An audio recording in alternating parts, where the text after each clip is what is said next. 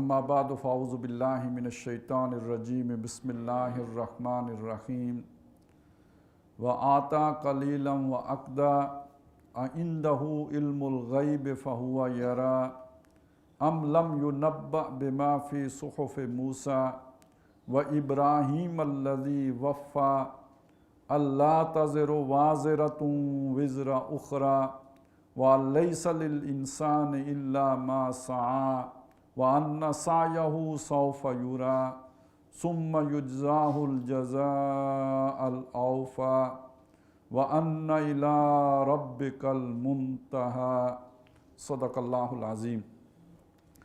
رب اشرح لي صدری ویسر لي امری واحلل عقدۃ من لسانی یفقہوا قولی۔ اللہم الہمنا رشدنا واعذنا من شرور انفسنا۔ اللہم ارنا الحق حقا وارزقنا اتباعہ وارنا الباطل باطلا وارزقنا اجتنابہ۔ اللہم وفقنا لما تحب وترضى آمین یا رب العالمین۔ سورہ نجم کا ہم مطالعہ کر رہے تھے، اس کی 32 آیات ہم نے پڑھ لی تھی۔ ابھی میں نے آپ کے سامنے آیت نمبر 33 سے 42 تک آیات کی تلاوت کی ہے، اور آج انشاءاللہ تعالی ہم نے انہی آیات کا مطالعہ کرنا ہے۔ آیت نمبر 32 میں جو مضمون آیا تھا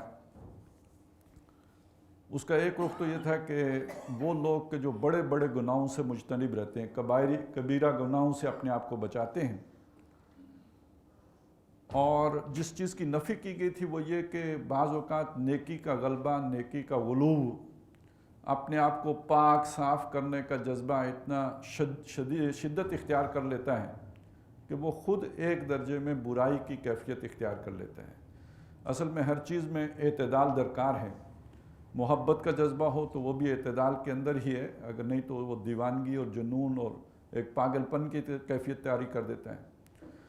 تو جتنے بھی اللہ نے جذبے دیے ہیں ان میں ایک اہم چیز یہ ہے کہ اعتدال رہنا چاہیے۔ نیکی بھی ایک جذبہ ہے۔ نیکی کا جذبہ جب حد سے تجاوز کرتا ہے تو پھر رہبانیت اسی جذبے سے جنم لیتی ہے، جو خود ایک برائی ہے، اور عیسائیوں کے اندر یہ برائی آئی ہے، لیکن یہ کہ نیک جذبے سے آئی ہے، زیادہ نیک بننے کے شوق میں آئی ہے۔ تو یہاں پہ یہ جو الفاظ ہیں، فرمایا فَلَا تُزَكُّوا أَنفُسَكُمْ، اس کا جو اگر ترجمہ ہم کریں تو ظاہر ہے تزکو یعنی یہ کرنے کی کوشش کرنا، بنانا، پاک کرنا، تو اپنے کو پاک نہ کرو۔ جبکہ یہ کہ دوسری طرف اگر ہم دیکھیں تو قرآن مجید ہی ہمیں یہ بھی بتاتا ہے کہ کامیاب تو وہ ہوگا جو اپنے کو پاک کرے گا۔ قد افلح من زکاہا، بامراد ہو گیا، کامیاب ہو گیا، جنت میں پہنچا، دوزخ سے بچا، وہ جس نے اپنے آپ کو سنوار لیا، جس نے اپنے نفس کا تزکیہ کیا۔ اور یہاں پہ فرمایا فَلَا تُزَكُّوا أَنفُسَكُمْ، اپنے آپ کو پاک نہ کرو۔ تو یہ دونوں مقامات کو جب ہم آمنے سامنے رکھ کر دیکھتے ہیں تو اس کے معنی مفہوم کا جو سامنے آئے گا وہ یہ کہ در حقیقت یہاں جو بات کہی جا رہی ہے وہ کیا؟ زیادہ پاک نہ بنو، زیادہ نیک بننے کی کوشش نہ کرو، یعنی وہ حد سے تجاوز نہ کرو۔ یعنی یہ جذبہ بھی اگر کہیں اتنا ترقی کر جائے کہ آدمی بالکل ہی جو ذمہ داریاں اللہ نے عائد کی ہیں ان سے غافل ہو جائے، جیسے کہ راہبانیت میں تصور سامنے آیا، تو یہ اس سے روکا گیا ہے۔ پھر ساتھ اس میں جو اشارہ کیا گیا بڑا لطیف انداز ہے، جس چیز کی طرف اشارہ کیا گیا ہے کہ انسان اپنے آپ کو کتنا پاک کر لے گا، یہ اپنے عمل تخلیق ہی کا جائزہ لے لے۔ تمہارا رب تم سے خوب واقف ہے، جب اس نے تمہیں زمین میں بکھیرا تھا، جو ابتدائی ہوئی تمہاری، اور اس وقت سے بھی واقف ہے جب تم اپنے ماؤں کے رحموں میں حالت جنین میں تھے۔ تو بہرحال یہ ہے تمہارا مادہ تخلیق، یہ ہے تمہارا عمل تخلیق، تو تم کتنے پاک ہو جاؤ گے؟ تو اپنی پاکی کو محدود رکھو اسی حد تک کہ جو اللہ اور اس کے رسول صلی اللہ علیہ وسلم نے بتائی ہے، اس سے زیادہ، اس سے بڑھ چڑھ کر اور اس سے آگے نکل کر اور غلو کرتے ہوئے اور مبالغہ کرتے ہوئے کوئی اپنے آپ کو پاک بنانے کی کوشش نہ کرو۔ اب اس چیز کو سمجھنا بہت ضروری ہے، میں نے پچھلی دفعہ بھی عرض کیا تھا، لیکن یہ کہ اعادہ کر دیتا ہوں، خلاصہ آپ کے سامنے دوبارہ پیش کر دیتا ہوں کہ یہ جو تزکیہ ہے یا پاک کرنا ہے یا اپنے آپ کو سنوارنا ہے یا اس قابل بنانا ہے کہ آخرت میں کامیابی جو ہے وہ ہمیں حاصل ہو سکے، تو اس کا پہلی بنیادی بات جو سمجھنے کی ہے وہ یہ کہ نبی صلی اللہ علیہ وسلم اسی کام کے لیے تشریف لائے تھے۔ آپ صلی اللہ علیہ وسلم کو جو دین دیا گیا ہے وہ اسی مقصد کے لیے دیا گیا ہے کہ ہم پاک ہو جائیں۔ اس دین سے ہٹ کر اگر ہم پاک ہونے کی کوشش کریں گے تو یہ کوئی ناپاکی کا تصور ہے، یہ پاکی کا تصور نہیں ہے۔ اس دین کے اندر رہتے ہوئے پاک ہوں گے تو یہ پاکی کا تصور ہے۔ دوسری بات یہ سمجھ لیجئے کہ محمد رسول اللہ صلی اللہ علیہ وسلم نے اس دین کو چھپائے بغیر کل کا کل کھول کر سب لوگوں کے لیے بیان کر دیا، کیا مسلمان کیا کافر۔ آپ نے اس میں کوئی تخصیص نہیں برتی کہ دین کا کچھ حصہ کچھ خاص لوگوں کو بتا دیا ہو، باقیوں سے چھپا لیا ہو۔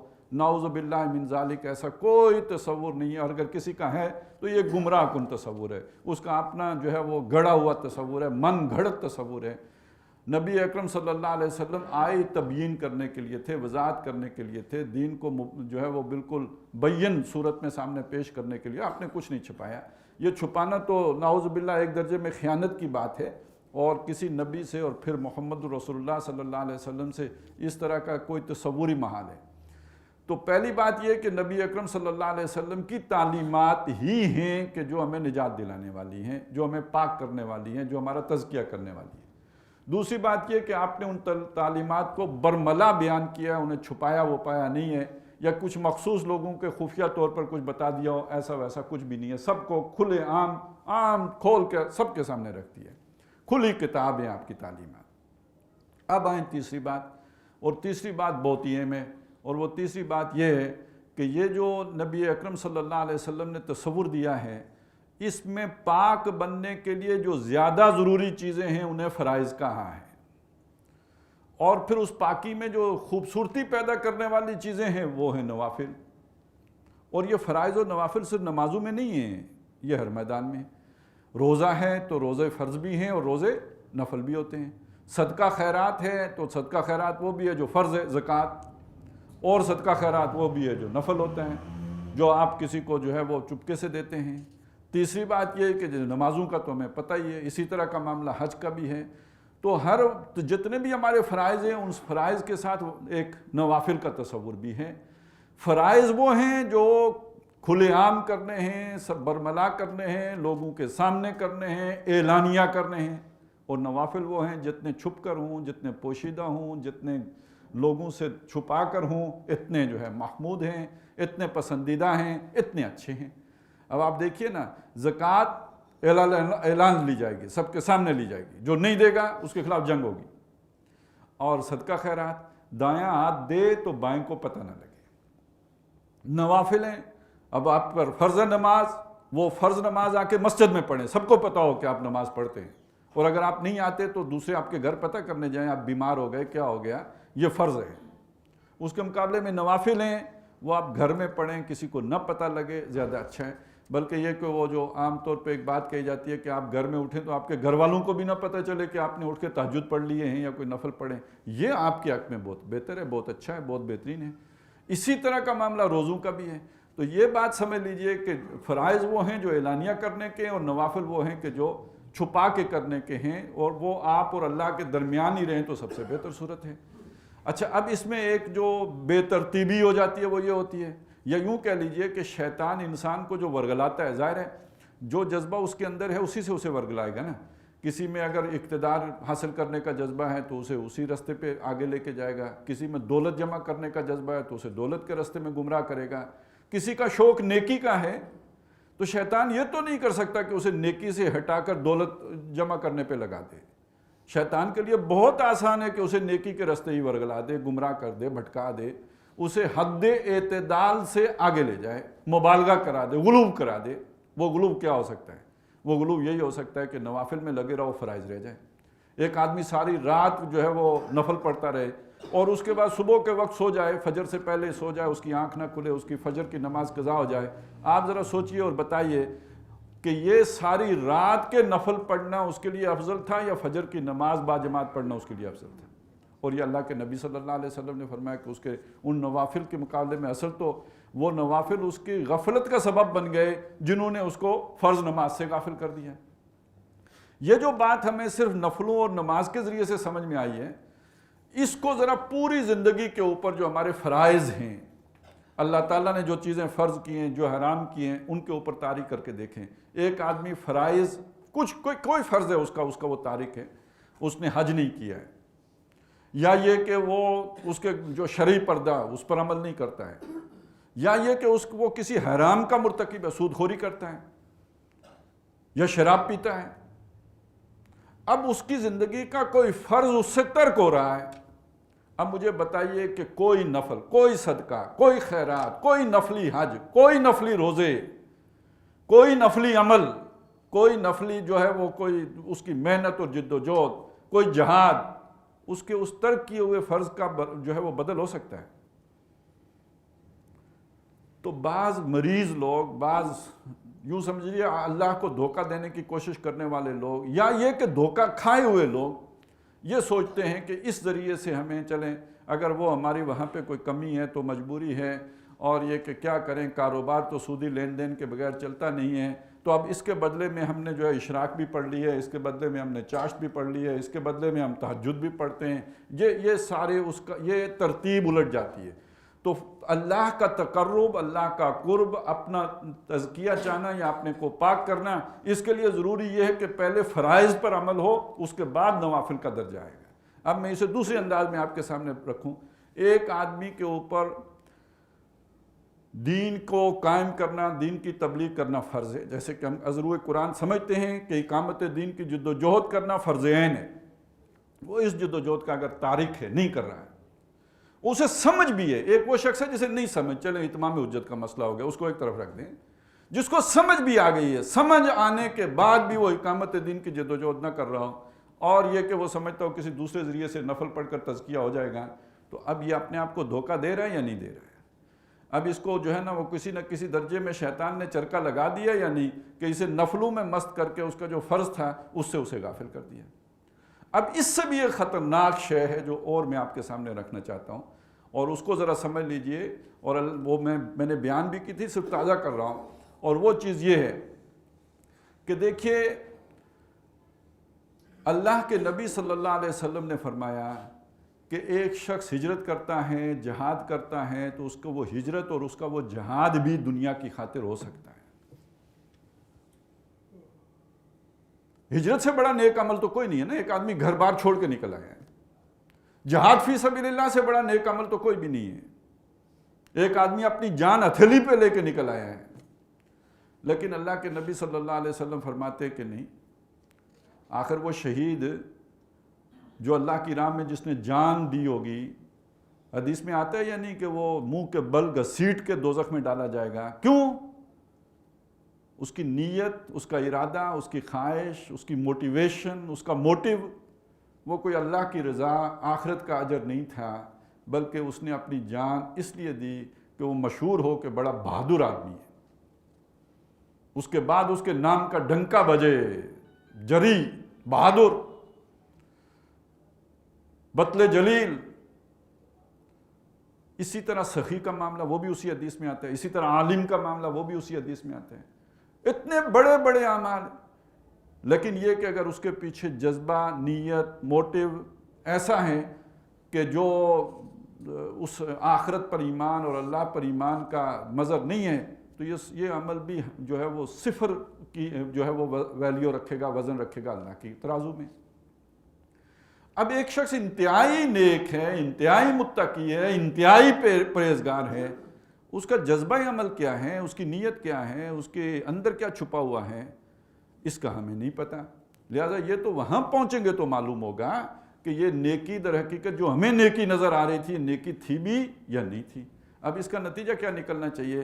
بڑے سے بڑا نیک عمل کرنے کے بعد بھی ہمارے اندر کوئی ایسا تکبر نہ پیدا ہو، کوئی ایسا عجب نہ پیدا ہو، کوئی ایسا من دیگرم تو دیگری کی کیفیت نہ پیدا ہو کہ میں تو بڑا عالی، بہت عمدہ، بہت اونچا، بہت رتبے والا، بڑے مقام والا، بڑے مرتبے والا، میں تو اب اس جگہ پہنچ گیا ہوں کہ دوسروں کی بھی صفائیاں کرتا پھروں، میری تو ہو ہی گئی، میں تو بہت پہنچا ہوا ہو گیا، مجھے تو خلت مل گئی ہے، اور میں تو اب مجاز ہو گیا ہوں دوسروں کو بھی جو ہے وہ سیدھی راہ دکھانے کے اور تزکیہ کرنے کے اور ان کی صفائی ستھرائی کرنے کے بھی. باقی جو ہیں یہ کانے اور باقی یہ کہ ان کے اندر جو عیب اور ان کے اندر گندگیاں اور علائشیں اور خباستیں، اور جب کہ میں پاک صاف ہو گیا ہوں، یہ تو اتنا بڑا خناس ہے، اتنا بڑا خناس ہے کہ اس سے بڑی گمراہی تو کوئی ہو ہی نہیں سکتی.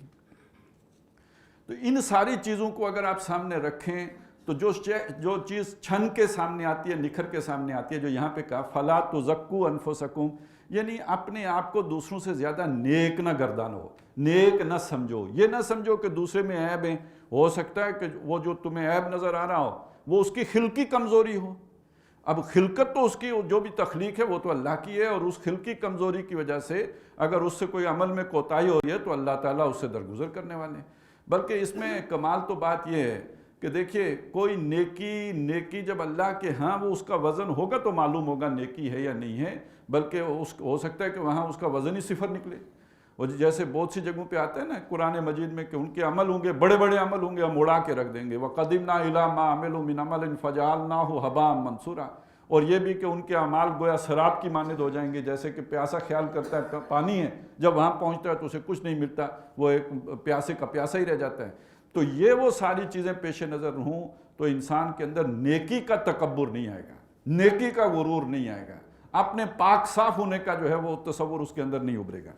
تو یہ تو پچھلی جو ہماری نشست تھی اس کا ایک قرض تھا جو میں نے ادا کرنے کی کوشش کی ہے. اب چلتے ہیں آگے. آیت نمبر 33 میں فرمایا، بلکہ یہاں سے جو ایک پورا واقعہ شروع ہو رہا ہے، یہ جو انداز ہے قرآن مجید نے بہت سی جگہوں پہ ایک یوں سمجھیے کہ تمثیلی کردار بیان کرتا ہے کہ ایک کردار ہے اس کو قرآن پیش کر دیتا ہے، اور یہ کہ اس کو ایک مجسم صورت دے کے پیش کر دیتا ہے. اس پر بہت سی جگہوں پہ جیسے مفسرین اس پہ لکھ بھی دیتے ہیں، بتاتے بھی ہیں کہ ایسا کردار نبی صلی اللہ علیہ وسلم کے دور میں موجود بھی تھے، اور انہی کے اوپر گویا قرآن مجید کمنٹری کر رہا ہوتا ہے. جیسے ایک جگہ پہ تو آپ کو پتہ ہے کہ بالکل صاف الفاظ کے ساتھ بھی آ جاتا ہے، جیسے ابو لہب کا ذکر ہے، اس کے الفاظ تبت یدا ابی لہب وتب، اور اس کو اس کردار کو بلکہ اس کی بیوی کے ساتھ اس پورے کردار کو قرآن مجید نے ایک سورہ مبارکہ جو ہے اس میں بیان کر دیا. اس کے مقابلے میں ابو جہل کا کردار ہے، اس کا بھی مفسرین نے کہا تو صحیح کہ یہ ابو جہل کا ذکر ہے یہاں پہ، لیکن نام لے کے اس کا ذکر نہیں کیا گیا. وہ ارائیت الذی تولا، اور جو وہ ارائیت الذی ینہا عبدا اذا صلی، تو وہ جو سورۃ العلق میں جس کا ذکر آیا ہے تو وہ ابو جہل ہے. سارے مفسرین کہتے ہیں یہ ابو جہل ہے، لیکن یہ کہ اس کا قرآن نے نام نہیں لیا، اللہ تعالیٰ نے اس کا نام نہیں لیا. اس کے مقابلے میں بہت سی جگہیں وہ ہیں قرآن مجید میں جہاں کسی کردار کو بیان کیا گیا ہے، ایک خاص کردار ہے جو بیان ہوا ہے، لیکن یہ کہ اس کردار کے حوالے سے مفسرین نے اگر کوئی نام لکھا ہے تو وہ ایک ہی نام ہے، اور وہ نام ہے ولید بن مغیرہ کا. تو یہ جو ولید بن مغیرہ کا کردار ہے یہ در حقیقت اکثریتی کردار ہے. یہ میں جو بات کہنا چاہتا ہوں اسے پھر دہرا دوں کہ ابو جہل کا کردار بھی دنیا میں ایک اقلیتی کردار ہے، ابو لہب کا کردار بھی ایک اقلیتی کردار ہے. مطلب کچھ لوگوں کے اندر اس طرح کی آلودگی ہوتی ہے جو بہت ہی زیادہ دنیا میں لوگ پائے جاتے ہیں، جس روش کے حامل لوگ پائے جاتے ہیں، جس کردار کے حامل لوگ پائے جاتے ہیں، وہ ہے جو ولید بن مغیرہ کا ہے. لہٰذا یہ کردار آپ کو قرآن مجید میں ایک سے زائد مقامات پر ملے گا. سورہ مدثر میں ہے، سورہ قلم میں ہے، اور یہاں پہ جو ہے وہ اس سورۃ النجم میں بھی اس کا ذکر آیا ہے. تو یہ مختلف جگہوں پہ قرآن مجید نے اس کردار کو بیان کیا. یہ کیا کردار ہے؟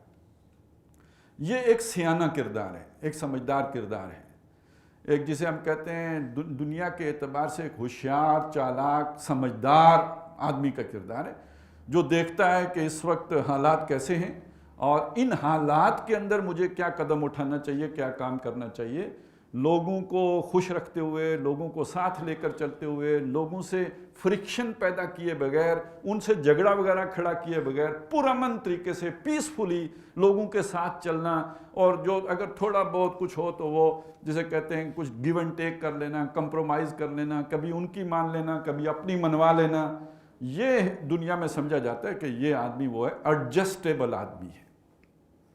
یہ آدمی وہ ہے جو مختلف ماحول میں اپنے آپ کو ایڈجسٹ کر سکتا ہے. ویسے بنیادی طور پہ اگر آپ دیکھیں نفسیاتی طور پہ تو بیسیکلی تو یہ زنانہ کردار ہے، لیکن یہ کہ بہرحال دنیا میں آج کل یہی کردار وہ ہے کہ جو فروٹفل ہے، جس سے فائدے ہوئے ہیں، کہ جس پر عمل کرنے کے نتیجے میں دنیا اپنی بڑھائی جا سکتی ہے، اس میں اضافہ کیا جا سکتا ہے، دنیا میں کوئی مقام پیدا کیا جا سکتا ہے، لوگوں میں اثر و رسوخ پیدا کیا جا سکتا ہے، دوست جیتے جا سکتے ہیں، اپنے دوستوں کا حلقہ بڑھایا جا سکتا ہے، وہ کردار تو یہی ہے۔ اور یہ اکثر لوگوں کا کردار یہی ہوتا ہے، اور یہ کردار کفر میں بھی ہوتا ہے اور یہ کردار اسلام میں بھی ہوتا ہے۔ یعنی اس کردار کے حامل لوگ کافروں میں بھی ہوتے ہیں اور اس کردار کے حامل لوگ مسلمانوں میں بھی ہوتے ہیں۔ مسلمانوں میں جب ہوں گے، یوں سمجھ لیجئے جس نے کلمہ پڑھ لیا اور کلمہ پڑھنے کے بعد بھی اس نے اپنا کردار ایسا رکھا، ادھر بھی بنا کے رکھتا ہے، ادھر بھی بنا کے رکھتا ہے، اس سے بھی دوستی چلاتا ہے، اس سے بھی دوستی چلاتا ہے، اس کشتی کا مسافر بھی ہے، اس کشتی میں بھی پاؤں اٹکایا ہوا ہے، ہوا دیکھتا ہے کس رخ پر ہے، تیل دیکھتا ہے، تیل کی دھار دیکھتا ہے، اسی رخ پہ خود بھی چلتا ہے، اونٹ دیکھتا ہے کس کروٹ پہ بیٹھتا ہے۔ اگر یہ اسلام قبول کرنے کے بعد یہ کردار ہو تو اسے کہتے ہیں منافقت۔ البتہ اس منافقت کے بھی دو درجے ہیں، وہ میں ذرا تھوڑا ابھی بعد میں آؤں گا، تھوڑی وضاحت کر لوں اس کی۔ اچھا، دوسری طرف اگر یہ کفر میں ہو تو اس کا ایک ہی وہ جو ہمیں علامت بتائی گئی ہے، اس کو ہم منافقت تو اب نہیں کہیں گے، ہے تو کفر میں، ایک بزدل سا کردار ہے، ایڈجسٹیبل کردار ہے اور بنا کے رکھنے والا کردار ہے، سب کو ساتھ لے کر چلنے والا یا سب کے ساتھ چلنے والا کردار ہے، اس کو جو نام آپ چاہیں دیں۔ اور اس میں جو فٹ بٹھایا ہے قرآن مجید نے وہ ولید بن مغیرہ ہے۔ یہاں تو اس کی تفصیل نہیں آئی، لیکن اس کی تفصیل آئی ہے سورۃ المدثر میں۔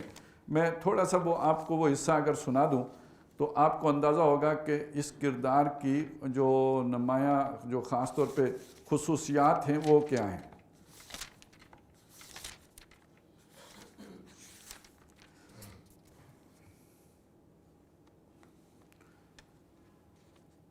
یہ آیت نمبر 11 سے اس کا ذکر شروع ہوتا ہے۔ اللہ کے نبی صلی اللہ علیہ وسلم کو مخاطب کیا گیا ہے اور اللہ نے فرمایا ذرنی ومن خلقت وحیدا، چھوڑ دو مجھے بھی اور جس کو میں نے اکیلا پیدا کیا ہے۔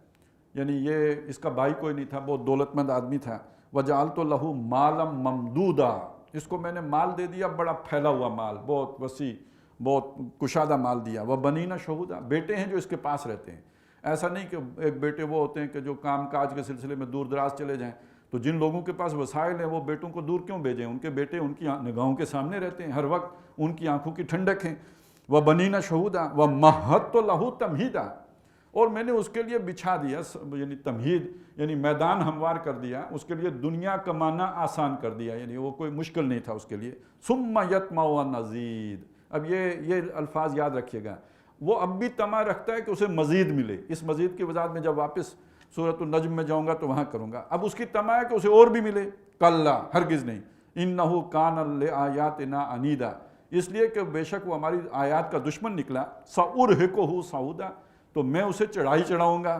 انہ، اب یہ آیا وہ نقشہ کہ وہ معاملہ ہوا کیا تھا، یہاں تفصیل نہیں ہے، وہ آپ کو روایات میں تفصیل مل جائے گی، وہ میں تھوڑا سا آپ کو اس کی جھلک دکھا دوں کہ ہوا یہ کہ قریش بیٹھے، بڑے بڑے ان کے سردار بیٹھے کہ ہم کیا آخر پروپیگنڈا ٹیکنیک اختیار کریں کہ ہم نبی صلی اللہ علیہ وسلم کی جو بھی یہ قرآن کی دعوت ہے اس کو ناکام کریں، بیٹھے اس لیے۔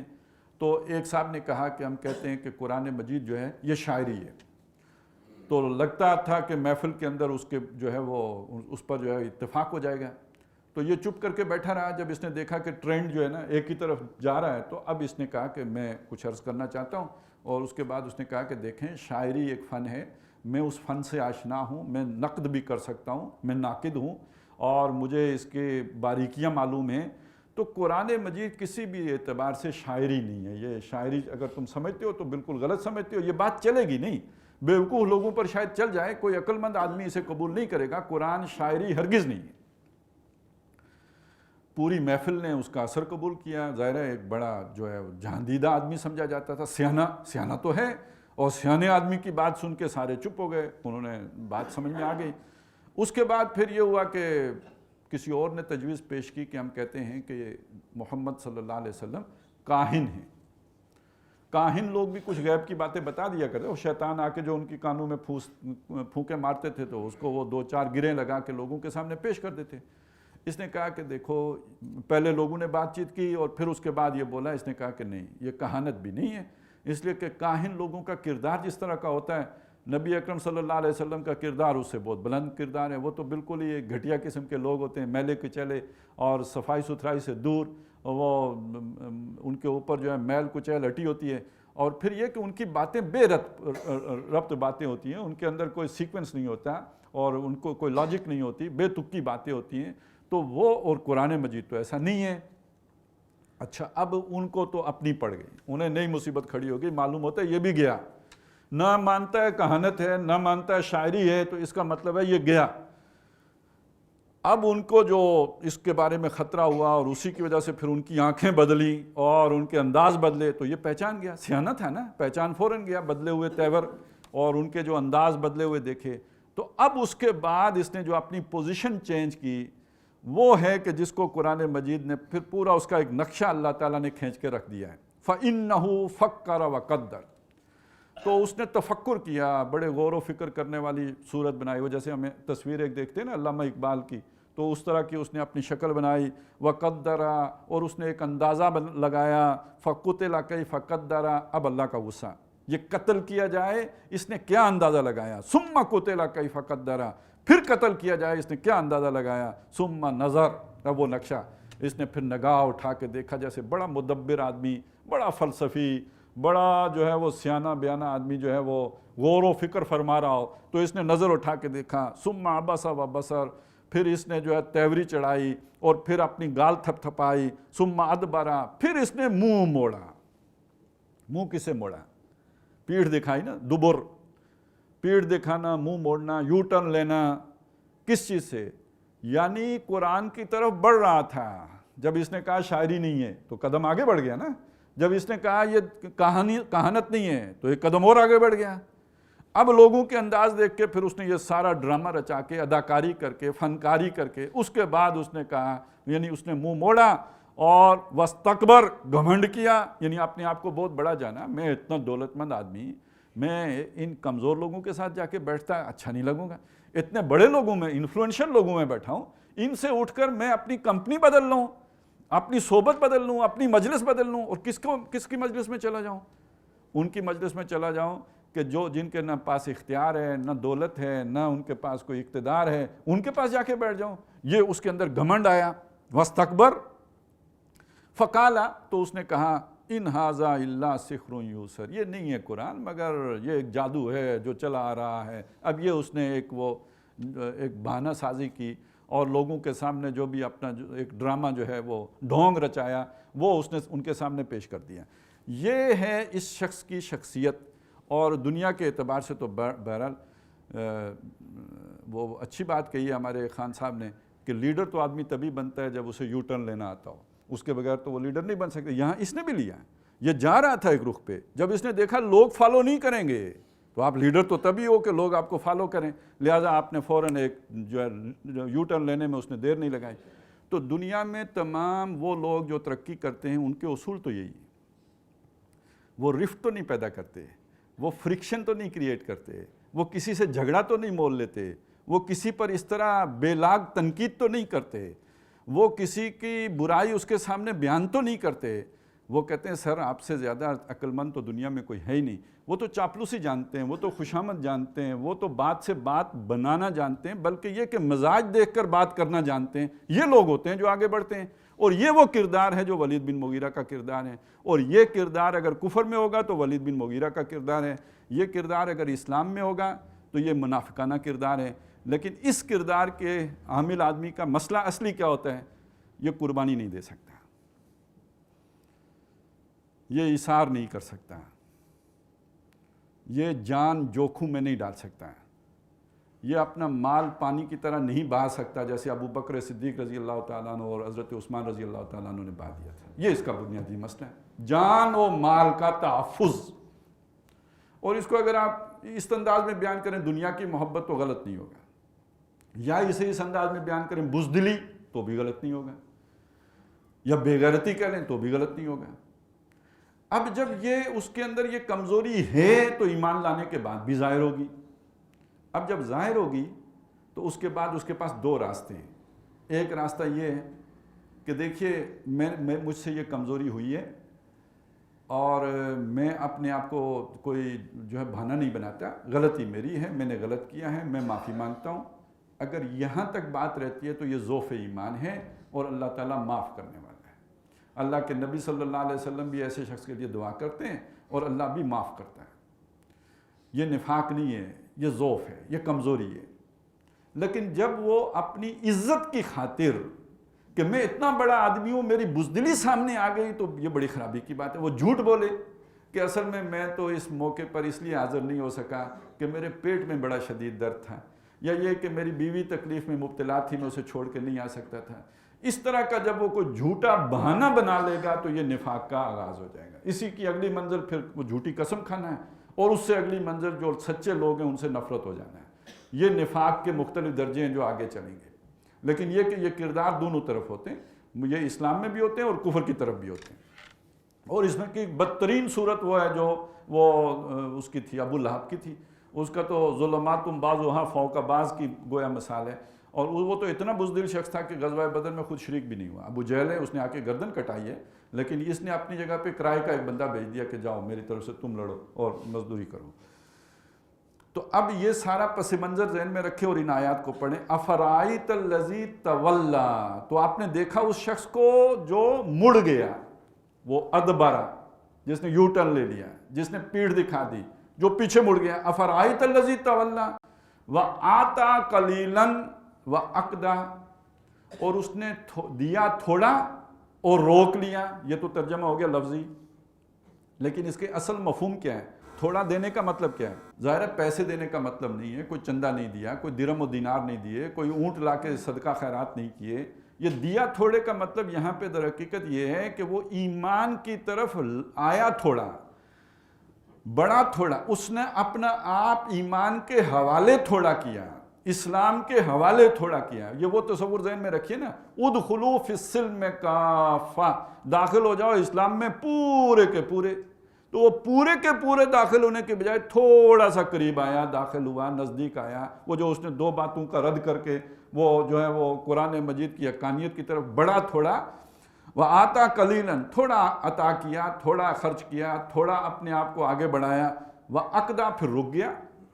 ثم ادبر واستکبر، پھر اس نے منہ موڑ لیا اور گھمنڈ کیا. تو یہ اقدا در حقیقت اس کو ریپرزینٹ کر رہا ہے جو وہاں پہ ادبر واستکبر ہے. اس کے بعد ہے عنده علم الغیب فہو یرا، کیا اس کے پاس غیب کا علم ہے کہ وہ دیکھ کے آیا ہے، اس نے دیکھ لیا ہے. اب یہ کیا چیز ہے؟ یہ سمجھنے کے لیے پھر واپس سورہ مدثر کی ان آیات کی طرف جائیے. ثم یطمع ان ازید، وہ اب طمع رکھتا ہے کہ اسے مزید ملے. یہ مزید ملنے کا کیا مطلب ہے؟ دنیا میں تو اسے سب ملا ہوا ہے. اب مزید کا مطلب یہ ہے کہ اسے آخرت میں اس سے بڑھ کر ملے. یہ نقشہ قرآن مجید میں مختلف جگہوں پہ مختلف لوگوں کے حوالے سے کھینچا گیا ہے، لیکن یہ کہ اس کی بڑی مکمل ایک مثال ہے جو سورہ کاف میں آئی ہے. وَاضْرِبْ لَهُم مَثَلَ الرَّجُلَيْنِ جَعَلْنَا لِأَحَدِهِمَا جَنَّتَيْنِ مِنْ أَعْنَابٍ وَحَفَفْنَاهُمَا بِنَخْلٍ، اور وہ جو دو آدمیوں میں سے ایک جس کو ہم نے باغ دیے تھے دو، اب ان دونوں کے درمیان آپس میں محاورہ ہوتا ہے، بات چیت ہوتی ہے. وہ اسے کہتے ہیں اللہ کے بندے بنو، یہ سارے اللہ کی عطا ہے، اس پر ایمان لاؤ. یہ اسے کہتا ہے کہ یہ کوئی قیامت ویامت نہیں ہونی. اور وہ دخل جنتہ وہو ظالم لنفسہ، وہ داخل ہوا جب اپنے باغ میں اس حالت میں کہ وہ اپنی جان پر ظلم کر رہا تھا. ظلم کیا کر رہا تھا؟ اللہ کا انکار کر رہا ہے. وہ سمجھتا ہے میرے زور بازو کی وجہ سے یہ سارا کچھ مجھے ملا ہے، یہ دولت، یہ مال، یہ جنت، یہ باغ، اور اس باغ کے اندر یہ جو ہے کھجوریں اور انگور، اور یہ سارا در حقیقت میری محنت، میری پلاننگ، میرے منصوبے، میری کوشش، میری جد و جہد، اس کا ثمر ہے. یہ بیچ میں خدا کدھر سے آ گیا؟ یہ خود جوتیاں چٹ کھاتا ہے اور اسے کچھ نہیں ملتا، محنت ہی نہیں کرتا، اور میں نے محنت کی مجھے یہ سب ملا. اور اپنی یہ کم کوشی کو جواز اللہ کے سپرد کرتا ہے کہ اللہ کسی کو دیتا ہے تو کسی کو نہیں دیتا ہے. یہ تو ایسے ہی بہانے بازی ہے ان کی. اچھا، ہر سرمایہ دار کی سوچ ایسی ہی ہوتی ہے، اللہ ماشاء اللہ، سوائے جس کو اللہ نے ہدایت دی ہو، وگرنہ یہ کہ اکثر لوگوں کی سوچ ایسی ہوتی ہے. بلکہ اکثر جو سیلف میڈ لوگ ہوتے ہیں نا، جیسے کہتے ہیں بڑا سیلف میڈ آدمی ہے، وہ یہی سوچتا ہے کہ جو محنت کرے، دیکھیں نا میں بھی غریب تھا اور میں نے محنت کی تو میں یہاں پہنچ گیا. یہ دوسرے جو غریب ہیں یہ بھی محنت کرتے تو وہاں پہنچ جاتے نا، راستہ تو کھلا تھا. یہ در حقیقت محنت ہی نہیں ہے، اس وجہ سے یہ سارا کچھ ہوا ہے. اسے ہی نہیں معلوم ہوتا کہ کتنے لوگ جوتیاں چڑھاتے رہتے ہیں، ان کو چانس ملتے ہی نہیں، وہ جو ہے وہ کلک ہی نہیں کرتی ان کی قسمت، تو نہیں ہوتا. اور تمہارا ہو گیا اسے نہیں سمجھ ہوتی. تو ان کی پھر سوچ یہ بنتی ہے جو اس کی بنی، وَمَا أَظُنُّ السَّاعَةَ قَائِمَةً، میں یقین نہیں رکھتا کہ قیامت قائم ہوگی. اچھا یہ کیوں کہتے ہیں؟ وہ کہتے ہیں کہ یہ جو محروم لوگ ہیں نا، جو غریب رہ گئے، اب ان کا آخری آسرا اپنی خواہشات کو پوری کرنے کا قیامت ہی رہ گئے. اب مولوی کو تو حور نہیں ملتی نا، تو وہ جنت کی حوروں ہی کے خواب دیکھ کے دل پشوری کر لیتا ہے. یہ میں نے آپ کو ایک بات بتائی ہے، اس کو اور ایک آدمی ویسا گھر نہیں بنا سکا جو اسلام آباد میں جس طرح کے یا بیریا ٹاؤن میں لوگوں کے ہیں. اب وہ اس کے لیے کتنا اچھا سپنا ہے یہ کہ مجھے جنت میں گھر مل جائے گا، کوئی بات نہیں، آج نہیں ہے تو کل مل جائے گا. تو یہ جو جن لوگوں نے کہا نا یہ مذہب افیون ہے، تو اسی معنی میں قائم ہے کہ یہ بندے کو ٹھنڈا کر دیتی ہے. تو یہ کچھ پھر ایک مائنڈ سیٹ بن جاتا ہے. تو وہ کہتے ہیں یہ حقیقت نہیں ہے کہ کوئی قیامت ہوگی، کچھ لوگوں نے جینے کے لیے سہارا پکڑ لیا ہے کہ قیامت ہوگی تو ہمارے ارمان بھی نکلیں گے، خواہشیں بھی پوری ہوں گی. ہزاروں خواہشیں ایسی کہ ہر خواہش پہ دم نکلے، بہت نکلے میرے ارمان مگر پھر بھی کم نکلے. تو وہ جو نہیں نکلے وہ جا کے وہاں نکلیں گے، پورے نکلیں گے اور خوب جناب عیاشی کریں گے اور خوب جنت میں گھومے پھریں گے. تو یہ گویا ایک تسلی ہے، وہ یہ سمجھتے ہیں یہ جھوٹی تسلی انسان اپنے آپ کو دے کے جی رہا ہے. اچھا اگلی بات پھر کیا ہے؟ وَلَئِن رُدِدْتُ إِلَىٰ رَبِّي، اور اگر مجھے لوٹا دیا گیا، پلٹا دیا گیا اپنے رب کی طرف، یعنی اگر قیامت ہو ہی گئی، لَأَجِدَنَّ خَيْرًا مِّنْهَا مُنْقَلَبًا، میں وہاں پاؤں گا، لازماً پاؤں گا، ضرور پاؤں گا، لازمی طور پر مجھے ملے گا اگر لوٹ کے وہاں پہ گیا، اس سے بہتر جتنا دنیا میں ملا اس سے بہتر وہاں ملے گا. اب اس کا استدلال کیا ہے؟ کیوں بہتر ملے گا بھائی تمہیں؟ اس لیے بہتر ملے گا کہ قیامت ہونے کا مطلب یہ ہے کہ واقعی خدا ہی دیتا ہے. جب خدا دیتا ہے تو یہاں بھی خدا دیتا رہا، اور اس کو اللہ نے نہیں دیا مجھے دیا، تو اس کا مطلب میں بہتر ہوں. دینے والی ذات پھر کون ہوئی؟ اللہ کی. مجھے دیا ہے اس کو نہیں دیا ہے تو میں اچھا ہوں. تو اگر لوٹ کے اللہ کے پاس گئے تو وہاں بھی اچھا ہوں گا، تو مجھے زیادہ ملے گا وہاں بھی. لَأَجِدَنَّ خَيْرًا مِّنْهَا مُنْقَلَبًا، میں لازماً پاؤں گا وہاں لوٹ کر اس سے بھی بہتر اور اس سے بھی اچھا اور اس سے بھی اعلیٰ. یعنی اسے اگر 10 حوریں ملیں گی مجھے تو 70 ملیں گی، کیونکہ یہی فرق یہاں پہ بھی ہے تو وہاں پہ بھی یہ فرق ہوگا، میں تو اس سے اعلیٰ عرفہ درجے کا آدمی ہوں. تو یہ ایک خناس ہے کہ جو دماغ میں پھر بیٹھ جاتا ہے. اور دنیا اور آخرت کا جو جوہری فرق ہے وہ ذہن میں نہیں رہتا کہ دنیا کوئی دارالجزا نہیں ہے، نہ دارالسزا ہے، یہ دارالامتحان ہے. اور دارالجزا تو وہ ہے جو اس کے بعد آنی ہے. یہ فرق مٹ جاتا ہے، یہ سوء فہم ہو جاتا ہے یا نقص فہم ہو جاتا ہے، آپ جو بھی اسے کہہ لیجئے، اور اس کے نتیجے میں سوچ الٹی ہو جاتی ہے، بگڑ جاتی ہے، خراب ہو جاتی ہے. اب یہ وہ شخص ہے کہ جو یہ دعویٰ کرتا ہے آخرت بھی میری ہے، وہاں بھی تم سے بہتر محل مجھے ملے گا، بڑے رقبے کا ملے گا، بڑا پلاٹ ہوگا، تیرا چھوٹا ہوگا، تیرا کا فرنٹ اگر 40 ہوگا تو میرے کا جو ہے 400 ہوگا. تو اب یہ جو دعوے ہیں اس کے لیے یہ سوال یہاں پہ اٹھایا ہے، أَعِندَهُ عِلْمُ الْغَيْبِ، کس بنیاد پر اس نے یہ دعویٰ کر لیا؟ کیا اس کے پاس غیب کا علم ہے؟ وہ جانتا ہے کہ اسے آگے جا کے کیا ملنا ہے. فَهُوَ يَرَى، ایسا غیب کا علم کہ وہ دیکھ کے آیا ہے اپنا انجام. ام لم يُنَبَّأْ بِمَا فِي صُحُفِ موسیٰ، اب یہاں سے سوال شروع ہوا ہے، کیا اسے وہ متنبع نہیں ہوا، اسے تنبؤ نہیں، وارن نہیں ہوا، اسے خبر نہیں ملی بِمَا فِي صُحُفِ موسیٰ، اس چیز کی کہ جو موسیٰ علیہ السلام کے صحیفوں میں تھا.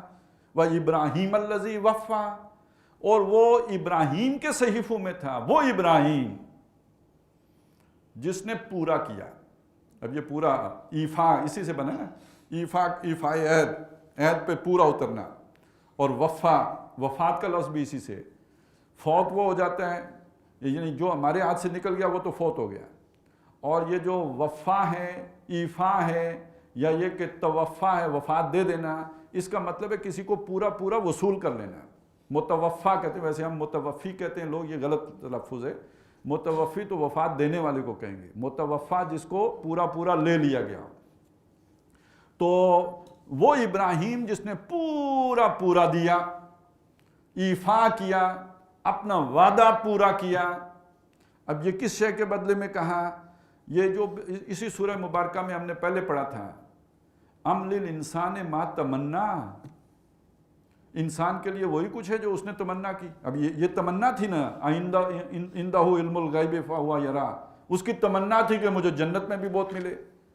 تو وہ اس تمنا کے بدلے میں ایک بات یہ آئی ہے کہ بلکہ یہ جو یہاں پہ یہ بھی تھا وعقدہ، اس نے تھوڑا دیا۔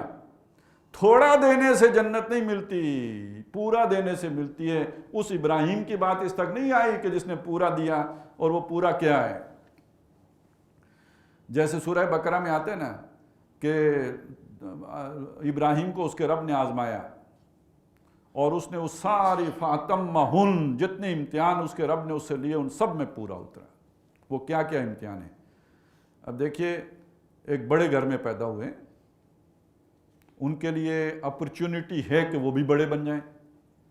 اب چیف جسٹس صاحب کا بیٹا اگر چیف جسٹس نہ بنے تو کم از کم یہ کہ ایک بڑے جو ہے کاروباری کسی کا پارٹنر تو بن ہی سکتا ہے، اس کا فیسیلیٹیٹر تو بن ہی سکتا ہے۔ یہ تو امکانات جو جہاں پہ ہے پھر اسی لیول پہ رہتا ہے، اس سے آگے نہ جائے تو نیچے تو نہیں آئے گا۔ ابراہیم جس باپ کا بیٹا ہے تو اس کے لیے تو بڑی اوپننگ ہے، وہ بادشاہ کے آس پاس جا سکتا ہے، لیکن اس پر ایک حق منکشف ہوتا ہے، وہ ککھ پرواہ نہیں کرتا، نہ باپ کے عہدے کی پرواہ کرتا ہے، نہ اپنے سٹیٹس کی پرواہ کرتا ہے، نہ کسی کی جو حق ہے اسے نہ صرف بیان کرتا ہے بلکہ آخری درجے میں جا کر اس کو ڈیمونسٹریٹ بھی کر کے دکھا دیتا ہے کہ وہ جو ان کے بت ہیں انہیں توڑ کے رکھ دیتا ہے۔ اس کے بعد اس کی زندگی پہ بن جاتی ہے۔ یہ تو سٹیٹس تو گیا، معاشرے میں جو حیثیت ہے وہ تو گئی، ختم ہو گئی۔ اب مسئلہ آ گیا جان کا، اور وہاں پہ بھی بے خطر کود پڑا آتش نمرود میں، عشق عقل ہے میوے تماشائے لب بام بھی۔ اس سے آگے مسئلہ ہوتا ہے کوئی انسان جسے کہتے ہیں نا سماجی عوان ہے، ٹھیک ہے لڑائی لڑنا، بھائی آپس میں لڑتے رہتے ہیں، میاں بیوی بھی لڑتے جھگڑتے رہتے ہیں، رہتے ساتھ ہی ہیں۔ کیوں؟ یہ بھی ایک جبلی مجبوری ہے، ساتھ رہنا، مل جل کے رہنا ہے۔ آپ اکیلے جا کے جنگل میں تو گھر بنا کے نہیں رہ سکتے، اور اکیلے رہ بھی نہیں سکتے۔ انسان اکیلے آخر زندگی کیسے بسر کرے گا؟ لیکن یہ چیلنج بھی جو سامنے آیا ہے تو تنہا اپنے جو ہے وہ گھر والوں کو لے کے اور ایک بھتیجے کو لے کے ساری برادری، قوم، قبیلہ، کنبہ چھوڑ کر اللہ کی راہ میں انی مہاجرون الی ربی، اپنے رب کی طرف ہجرت کرنے والوں، اس میں بھی پورے اترے۔ پھر بڑھاپے میں دعائیں مانگ مانگ کے ایک بیٹا مانگا لیا، اور یہ کہ وہ پھر وقت آیا کہ اللہ نے کہا یہ بھی چاہیے، اس کے گلے پہ بھی چھری چلا دی، اپنے طور پہ تو چلا ہی دی، باقی جو اللہ نے کیا سو کیا۔ تو یہ وہ امتحانات تھے جن میں وہ پورے اترے۔ تو اللہ تعالیٰ نے فرمایا وہ ابراہیم الذی وفا و اوفا، وہ ابراہیم الذی وفا، اور وہ ابراہیم کا جو پورا اترا ہر امتحان پر، جس نے پورا اپنا عہد نبھایا، جس نے حق ادا کیا۔ وہ مثالیں اس تک نہیں آئیں، یہ جو شخص دعوے کر رہا ہے کہ مجھے بھی وہاں سب کچھ ملے گا، تو وہ خبریں نہیں پہنچی اس کے پاس۔ اچھا، یہاں پہ ویسے تو سورۃ الاعلیٰ میں بھی آخر میں آتا ہے صحف ابراہیم و موسیٰ، یہاں بھی صحف ابراہیم کا ذکر آ گیا۔ ہمیں یہ تو معلوم ہے کہ موسیٰ علیہ السلام کو جو کتاب دی گئی وہ تورات تھی، اگرچہ کہ وہ بگڑ چکی ہے، مسخ ہو چکی ہے، وہ اس میں کافی جو ہے تحریفات ہو چکی ہیں، لیکن اس سب کے باوجود وہ ابھی موجود تو ہے نا، ایک شے ہے جسے کہتے ہیں یہ تورات ہے۔ اسی طرح حضرت عیسیٰ علیہ السلام پہ انجیل اتری، زبور اتری، یہ ساری اسی ایک ہی کتاب میں جو بھی ان کے اولڈ ٹیسٹمنٹ ہے اس کے اندر یہ ساری چیزیں جمع ہو گئیں۔ لیکن یہ جو صحف ابراہیم ہیں یہ کدھر ہیں؟ یہ الفاظ کی صورت میں تو کہیں نہیں ہے۔ ہاں، بعض علماء نے یہ رائے دی ہے کہ وہ جو تعلیمات تھیں حضرت ابراہیم علیہ السلام کی، ان کا یوں سمجھیے کہ وہی مضامین ہیں جو تورات کے، انجیل کے ہیں، تو گویا تورات اور انجیل اگر ہے تو یہ صحف ابراہیم ہی کی یوں سمجھیے کہ ایک وہ ہے، ایک نئی تعبیر ہے، یا اس کو نئے الفاظ ملے ہوئے ہیں۔ لیکن اس میں ایک رائے اور بھی ہے، میں خاص طور پہ اس کا ذکر کرنا چاہتا ہوں کیونکہ اس سے پھر بعض گمراہیوں نے بھی جنم لیا ہے، وہ بھی معلوم ہونی چاہیے۔ اور وہ رائے یہ ہے کہ ہمارے ہاں یہ جو ہندو ہیں، یہ تقریباً آج سے 3-3.5 ہزار سال پہلے جو آریہ یہاں پہ آئے تھے، اور یہ تقریباً وہی دور ہے کہ جس میں بنی اسرائیل مصر سے نکلے تھے۔ یہ تقریباً آج سے 3300 سال پہلے مصر سے نکلے تھے۔ اس کے بعد ان کے کچھ قبائل گم ہو گئے، تاریخ میں پتہ ہی نہیں کدھر گئے۔ وہ آج تک اپنے ان قبائل کو ڈھونڈتے پھر رہے ہیں، یہ ڈی این اے بھی کرتے پھرتے ہیں۔ اور یہ بعض جو لوگ ہمارے جو پٹھانوں کو بھی کہتے ہیں کہ یہ بھی پتہ نہیں انہی میں سے ان کے بعض قبیلے، سارے نہیں، ان کے بعض قبیلے وہ ہیں کہ جو بنی اسرائیل کے کھوئے ہوئے قبیلے ہیں۔ تو اسی میں ایک بات یہ سمجھی جاتی ہے کہ یہ جو برہمن ہے یہ در حقیقت برہمہ ابراہیم کی بگڑی ہوئی شکل ہے، لفظ ابراہیم کی بگڑی ہوئی شکل ہے۔ اور جس طرح عیسائیوں نے حضرت عیسیٰ علیہ السلام کو رب بنا لیا، برہمن نے گویا ابراہیم کو اپنا رب بنا لیا، اور ان کے پاس جو اپنشد ہیں اور اس طرح کی جو کتابیں ہیں یہ در حقیقت صحف ابراہیم ہیں۔ تو بہرحال یہ ایک رائے ہے، اور یہ مفسرین کی رائے نہیں ہے، بعض لوگوں کی جیسے ہوتے ہیں محققین ان کی یہ ایک رائے ہے۔ اس رائے کی کوئی سند، کوئی بنیاد نہیں ہے، آپ اس پر یقین نہیں کر سکتے۔ جیسے اب مولانا ابوالکلام آزاد کی ایک رائے ہے کہ یہ جو قرآن مجید میں ذکر آتا ہے ذوالکفل کا، تو اس کے بارے میں ہمیں نہیں معلوم یہ کون نبی ہیں۔ تو ان کی رائے یہ ہے کہ یہ کپل وسطو اور کفل اور کپل یہ بالکل قریب ہیں، اور یعنی ان کا تلفظ بھی بہت نزدیک ہے۔ تو یہ ان کی رائے میں جو ہے یہ گوتم بدھ جو ہے یہ ذوالکفل ہے۔ اب یہ ایک رائے ہے، ایک عالم کی رائے ہے، لیکن یہ کہ اس کی بنیاد پر ہم پابند نہیں ہیں کہ ذوالکفل یعنی گوتم بدھ کو نبی مانیں۔ نبی انہی کو مانیں گے جن کا ذکر قرآن میں اور حدیث میں آ گیا۔ باقی ایک رائے دے دی انہوں نے، دے دی۔ اسی طرح اہل کتاب کون ہیں؟ وہ ہیں جن کو قرآن مجید نے بتایا، تورات والے اور انجیل والے۔ ایک رائے کی بنیاد پر کہ ہندوؤں کے پاس صحف ابراہیم ہے، انہیں اہل کتاب سمجھ لینا، اور غامدی صاحب کا پھر ان کے بعد ان کے لیے تمام اہل کتاب کے قانونی حقوق بھی اجرا فرما دینا، یہ تو بالکل ایک زیادتی کی بات ہے، اور یہ یعنی ایک درجے میں جو ہے وہ خود ان کا وزن ہلکا کر دینے والی بات ہے۔ ویسے کافی مطلب ان کے ایک مدلل بات کرتے ہیں، دلیل سے کرتے ہیں، لیکن یہ بہت ہی ہلکی بات ہے جو وہ جب ہندوؤں کے ساتھ شادی بیاہ کے معاملے میں اور اس طرح کی چیزوں میں وہ اس طرح کا جو ہے وہ استدلال کرتے ہیں۔ تو بہرحال ابراہیم علیہ السلام کے صحف کے بارے میں ایک رائے تھی جو آپ کے سامنے رکھی، اور چونکہ بعض علماء نے یہ رائے دی تو اس سے پھر غامدی صاحب کو یہ موقع ملا کہ وہ یہ بھی پھر بتائیں کہ جی ان کے ساتھ نکاح بھی ہو سکتا ہے، کیونکہ اہل کتاب کے ساتھ نکاح ہو سکتا ہے اور ان کا ذبیحہ بھی کھایا جا سکتا ہے۔ ام لم ینبأ بما فی صحف موسیٰ و ابراہیم الذی وفا۔ اچھا اب دیکھیے یہاں کیا بتایا کہ یہ جو صحف ابراہیم اور وہ صحف موسیٰ ہیں ان کی تعلیمات کا لب لباب یا نچوڑ کیا ہے، ایسنس کیا ہے اس کا؟ اللہ تزر وازرۃ وزر اخری، کہ نہیں اٹھائے گی کوئی اٹھانے والی کسی دوسرے کے بوجھ کو، کوئی جان کسی دوسری جان کا بوجھ نہیں اٹھائے گی۔ یہ پہلی اصولی بات آ گئی، ہر ایک نے اپنا بوجھ اپنے گٹھڑی اعمال کی خود اٹھانی ہوگی۔ نیکیاں ہیں تو نیکیاں، برائیاں ہیں تو برائیاں، وہ گٹھڑی اپنی خود ہی اٹھانی ہوگی، کوئی دوسری کسی کی مدد کرنے والی نہیں ہوگی۔ اچھا یہ تو اس سے آگے اس کی تفسیر بھی آئی ہے، کھول کے بھی قرآن مجید نے بیان کیا ہے، وہ قریبی رشتہ دار بھی ہو تو نہیں کرے گا، وہ کوئی آپ کا ہاتھ نہیں بٹائے گا۔ یہ بھی ہے کہ بیوی ہو تو وہ نہیں، بیوی کے لیے خامند ہے تو وہ نہیں، بیٹا ہے تو باپ ہے یا بھائی ہے یا خاندان ہے، کوئی کسی کے کچھ کام نہ آئے گا، بلکہ یہ کہ ایک دوسرے سے بھاگیں گے۔ یوم یفر المرء من اخیہ و امہ و ابیہ و صاحبتہ و بنیہ، ہر ایک دوسرے سے دوڑی لگا دے گا، کام کیا آئے گا؟ کوئی کسی کا بوجھ اٹھانے والی نہیں ہے۔ ہر ایک نے کلکم آتیہ یوم القیامت فردا، تم سب کے سب قیامت کے دن تنے تنہا اپنی جان لے کر اللہ کے سامنے پیش ہو گئے، اور وہاں تمہارا کوئی اور بوجھ بٹانے والا، ہاتھ بٹانے والا، ساتھ دینے والا، بوجھ اٹھانے والا نہیں ہوگا۔ اللہ تزر وازرۃ وزر اخری وان لیس للانسان الا ما سعی۔ دوسرا نکتہ صحف ابراہیم کا اور صحف موسیٰ کا، کہ انسان کے لیے نہیں ہے کچھ مگر وہ جس کی اس نے محنت کی، صحیح کی، کوشش کی، جد و جہد کی، جس کے لیے اس نے تگ و دو کی، اس کے علاوہ اس کے لیے کچھ نہیں ہے۔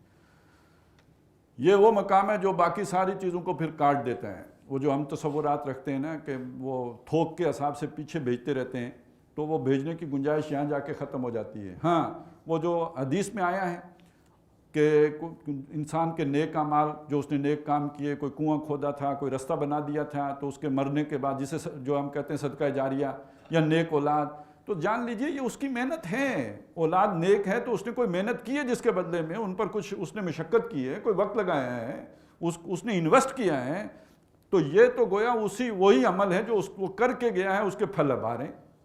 کسی نے درخت لگا دیا، یہ اس کی محنت ہے، اب وہ درخت پھل دے رہا ہے، تو اس میں اس کا حصہ شامل ہے، لہٰذا اس کے حق میں جو ہے وہ ثواب بھی جا رہا ہے۔ اسی طرح کسی نے کنواں کھودا تھا، اس کنویں سے لوگ آج بھی پانی پی رہے ہیں اور وہ اس سے جو ہے فائدہ اٹھا رہے ہیں، اور جس نے کھودا تھا یعنی اس کا عمل ہے جس کا یہ نتیجہ نکل رہا ہے، تو اس کے ہم نہیں کہہ سکتے کہ وہ اس کی صحیح کے خلاف ہے۔ اصول یہ ہے کہ انسان کو وہی ملنا ہے جس کی اس نے محنت کی، جس نے اس نے کوشش کی، جس کی اس نے صحیح کی۔ اب یہ دیکھیے، یہ پھر اس کے ساتھ جوڑ کے دیکھیے، وہ جو اوپر آیا تھا نا کہ انسان کی خواہش کیا ہے، انسان تو یہ چاہتا ہے جس کی وہ خواہش کرے، جو تمنا کرے وہ اسے مل جائے۔ اب میری اور آپ کی تمنا کیا ہے؟ تمنا یہ ہے ہم دنیا کے لیے تو محنت کریں، اس کے لیے تو بچوں کو بھی تیار کریں، اس کے لیے ان کو کسی اچھے پروفیشن کے لیے جو ہے اس کے لیے کھپیں ہم، اور ان کو بھی کھپائیں۔ آخر جن بیچاروں سے ہم 90% نمبر حاصل کرواتے ہیں تو ان کا ستیہ ناش پھیرتے ہیں تو 90% نمبر آتے ہیں نا۔ انہیں انسان سے مشین بناتے ہیں تو تب کوئی 90% نمبر لے گا، ان کی باقی ساری ایکٹیویٹی وہ جو ہے وہ ختم، غیر نصابی سرگرمیاں ساری جو ہے وہ بند، نہ کھیل سکیں، نہ کہیں گپ شپ کر سکیں، نہ کوئی اور کچھ کر سکیں، وہ کتابی کیڑے بنیں گے تو تب جا کے 90-95% نمبر لیں گے۔ تو یہ تو ہم کریں گے دنیا کے لیے محنت، ہم سمجھتے ہیں کہ دنیا میں جو محنت کرے گا اسی کو کچھ ملے گا، تو وہ تو محنت کرو بچہ۔ آخرت اس کے لیے ہماری تمنا ہے۔ پہلی بات یہ ہے کہ اللہ کی ذمہ داری ہے کہ ہمیں معاف کر دے، ہم بیچارے لوگ ہیں، مجبور ہیں، تو ہمیں معاف کر دے۔ پھر اس کے اوپر ہمارا استحقاق بھی ہے کہ ہمیں معاف کر دے۔ کیوں؟ اس لیے کہ خار ہیں، بدکار ہیں، ڈوبے ہوئے ذلت میں ہیں، کچھ بھی ہیں، مگر تیرے محبوب کی امت میں تو کیسے نہیں معاف کرے گا ہمیں؟ تو آپ کو معاف کرنا پڑے گا، ہمیں معاف کریں۔ اور پھر اس سے آگے ہماری ایک سوچ اور بھی ہے کہ اگر وہ نہیں کرے گا تو کوئی نہیں، ہمارے بابے ہیں انشاءاللہ تعالیٰ، وہ ہمیں پار لگا دیں گے کہ بیڑا پار۔ وہ جو ہے وہ ایسے بھی ہیں جو کہتے ہیں ہم اللہ کو باتوں میں لگائیں گے، تم پیچھے سے نکل جانا۔ تو یہ وہ ساری چیزیں ہیں کہ جس کا مطلب یہ ہے کہ یہ ہماری تمنا ہے، یہ وشفل تھنکنگ ہے، یہ تمنا ہے۔ لیکن تمنا سے نجات نہیں ملنی، نجات ملے گی صحیح سے، سعی سے، محنت سے، کوشش سے۔ یہ چیز ہے جو قرآن مجید نے یہاں پہ سمجھائی ہے کہ انسان کے لیے تمنا نہیں ہے جو اس نے تمنا کی وہی اسے مل جائے، بلکہ اس کے لیے ہے وَلَيْسَ لِلْإِنسَانِ إِلَّا مَا سَعَىٰ، اور انسان کے لیے نہیں ہے مگر وہی جو اس نے کوشش کی، محنت کی، جد و جہد کی، یہ اس کے لیے ہوگا۔ وَأَنَّ سَعْيَهُ سَوْفَ يُرَىٰ، اور جو اس نے صحیح کی ہے، محنت کی ہے، کوشش کی ہے، جو اس نے تگ و دو کی ہے، وہ اس کے دو معنی ہوگی، وہ دیکھی جائے گی، یہ تو لفظی معنی ہو گیا۔ اس کا یہ مطلب دیکھی جائے گی یعنی وہ دیکھے گا، اور دوسرا معنی یہ ہے کہ جو امتحان لینے والا ہے وہ دیکھے گا، اس کا ملاحظہ کرے گا، اس کو ایگزامن کرے گا، اس کو اچھی طرح دیکھے گا، اس کے پیچھے نیت بھی ٹھیک ہے یا نہیں ہے۔ یوم تبلی السرائر، جس دن وہ راز کھولے جائیں گے، بید کھولے جائیں گے، نیتیں سامنے لائی جائیں گی، موٹیوز دیکھے جائیں گے، اس کے پیچھے جذبہ محرکہ کیا تھا اس کو سامنے لایا جائے گا۔ تو گویا اس کی وہ جو نیکی ہے اس کا ملاحظہ کیا جائے گا، اس کو ایگزامن کیا جائے گا، اس کو جانچا اور پرکھا جائے گا، ٹٹول کے اور اچھی طرح جو ہے الٹ پلٹ کے دیکھا جائے گا کہ یہ نیکی کے معیار پہ پوری بھی اترتی ہے یا نہیں اترتی۔ اور دوسرا یہ کہ اس کو دکھایا جائے گا، وہ بھی دیکھے گا، یعنی وہ دیکھی جائے گی یعنی وہ خود دیکھے گا۔ اور یہ بھی قرآن مجید میں بہت سے مقامات پر آیا، دیکھنا آیا ہے۔ اب یہ دیکھیں بڑے پیارے الفاظ ہیں، بہت جامع الفاظ ہیں، اور اب تو یہ بات سمجھ میں بھی آتی ہے دیکھنا، کہ صرف یہی نہیں ہے کہ وہ کوئی کتاب میں لکھا ہوا دیکھے، بلکہ ایکشن ریپلے بھی دیکھ سکتے ہیں۔ آج ہم دیکھ سکتے ہیں ایکشن ریپلے، اپنے عمل کا کیمرے میں ریکارڈ ہو رہا ہے، تو اب یہ اللہ نے بڑے بڑے کیمرے بنائے ہوئے ہیں، سب ریکارڈ موجود ہیں، اپنی اپنی چپ پکڑو اور پڑھو، اقرا کتابک، اپنی کتاب پڑھو، یعنی دیکھو اب اپنا ریکارڈ، اور اپنی چپ لگاؤ اور کمپیوٹر میں اور لیپ ٹاپ جو ملے گا اس میں دیکھتے رہو، جو کچھ بھی تمہارے کام ہیں ان کو بے شک ان کو سلو موشن میں دیکھو، سلو کر کے دیکھو، اپنی مرضی کی سپیڈ رکھ لو، اس سے دیکھ لو، یہ دیکھو۔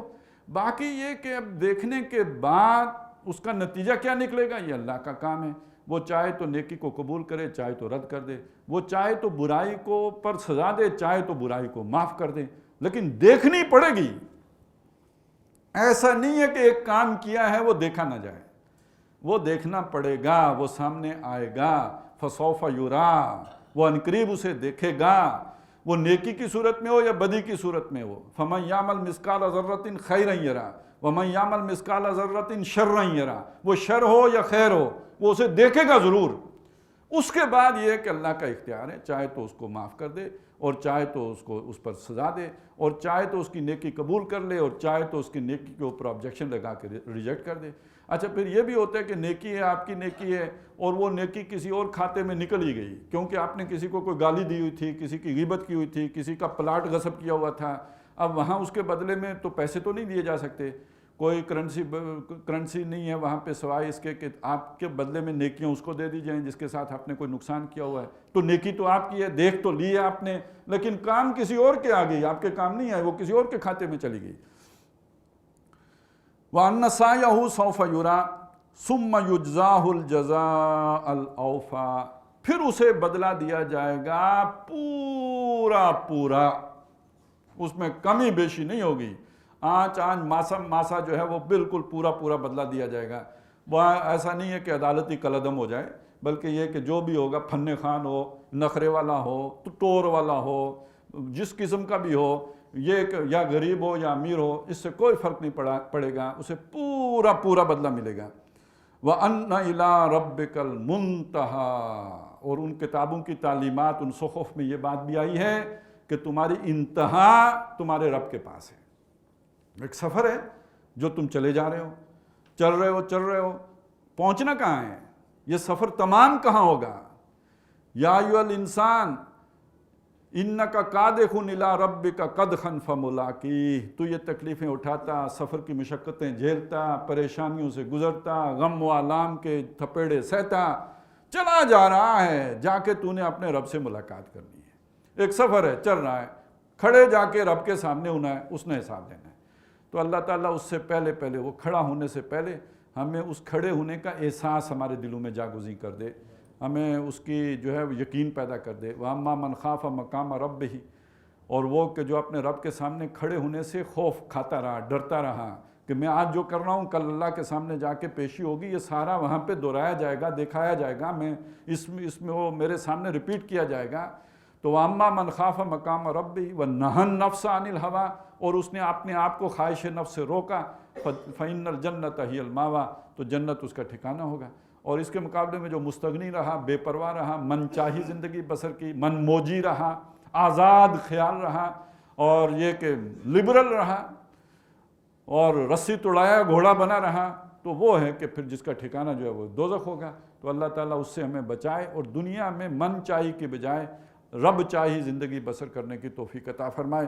بارک اللہ لی و لکم فی القرآن العظیم و نفعنی و ایاکم بالآیات والذکر الحکیم۔ سبحان اللہ والحمد للہ ولا الہ